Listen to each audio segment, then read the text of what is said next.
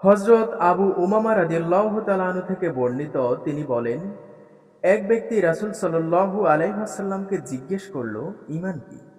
তিনি বললেন, যখন তোমার ভালো কাজ তোমাকে আনন্দিত করবে এবং খারাপ কাজ তোমাকে কষ্ট দেবে তথা অনুতপ্ত করবে, তখন তুমি বুঝবে তুমি ঈমানদার ব্যক্তি।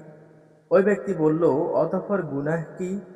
রাসূল সাল্লাল্লাহু আলাইহি ওয়াসাল্লাম বললেন, যখন তোমার হৃদয়ে কোনো বিষয় সংশয় সৃষ্টি করে তখন তা তুমি ছেড়ে দাও। আলবানী।